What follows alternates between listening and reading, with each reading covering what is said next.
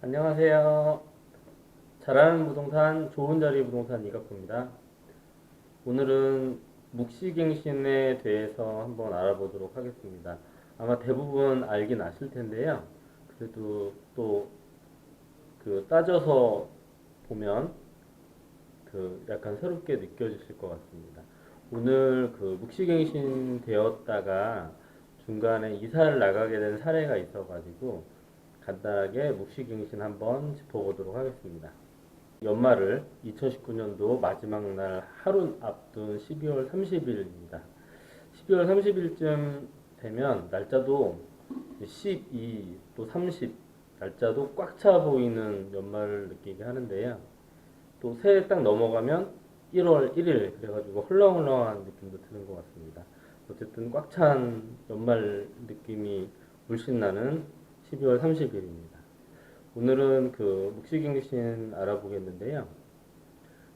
임차인은 주택 임대차 계약 후에 계약 기간 중에 언제든지 만기 1개월 전 언제든지 비갱신 통보, 즉 나가겠다는 통보를 임대인한테 할 수가 있고요. 임대인은 만기 6개월 전부터 한 달 사이에 비갱신 통보를 할 수 있습니다. 그런데 이 비갱신 통보를 하지 않고 아무 서로 언급 없이 만기 1개월 이내로 들어오게 되면, 예를 들면 12월 31일이 계약 만기일이면 11월 30일까지 서로 비갱신 통보를 하지 않고 시간이 지나면 조용히 갱신되었다 하여 기존 조건과 같은 조건으로 계약되었다 하여 묵시갱신되었다라고 이야기하고 있습니다. 묵시갱신이 되면 임대인은 기존 조건을 그대로 계약기간 2년이면 그대로 지켜야 하고요. 임차인은 본인이 나가고자 하는 날로부터 3개월 전에 임대인한테 얘기하고 언제든지 나갈 수 있습니다. 물론 당연히 3개월 후에 임대인은 보증금을 돌려주어야 합니다. 임대차 보호법은 임차인을 보호하기 위한 법이라서 그렇습니다.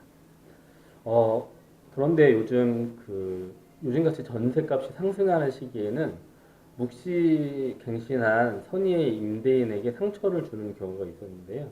오늘이 이제 그런 날인 것 같습니다. 이제 묵시갱신하는 임대인의 경우에는 보증금을 올릴 필요가 없다거나 임차인한테 이제 전화 통화하고 또 임차인이 불편해할 것으로 보아서 임차인 편하시라고 묵시갱신하는 경우가 많은데요. 묵시갱신되고 곧바로 임차인이 나 3개월 후에 나가겠다고 임대인한테 얘기하고 임대인을 재촉하는 경우였습니다. 물론 요거는 이제 중개보수를 아끼려고 이제 그러시는 경우인데요. 금전적으로도 여유가 있고 또 상대방 배려심이 많은 임대인들이 많이 있는데요. 이제 이런 경우에 임차인께서 몇 달 더 거주하겠다고 하시면 임대인들은 동의해 주는 경우가 많은데요. 이제 물론 꼭 그렇지 않은 경우도 있겠지만 뭐 그런 경우가 보통 많은데, 묵시갱신다고 한 달 있다가 바로 이사를 나간다고 하는 임대인과 임차인이 감정적으로 격해져서 서로 싸우면서 나가는 경우가 있었습니다. 제 개인적으로는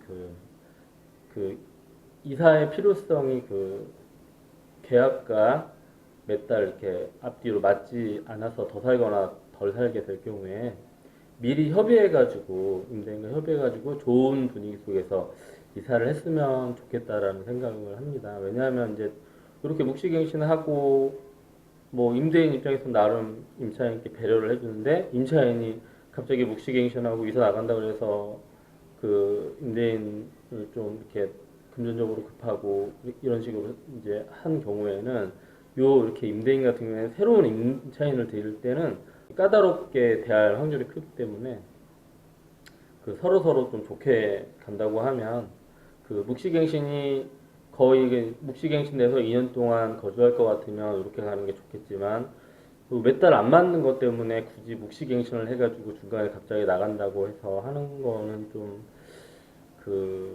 서로 감정적으로 상할 수 있고 속상할 수 있기 때문에 그렇게 하는 거는 조금 별로인 것 같습니다. 오늘도 봐주셔서 감사합니다. 안녕히 계세요.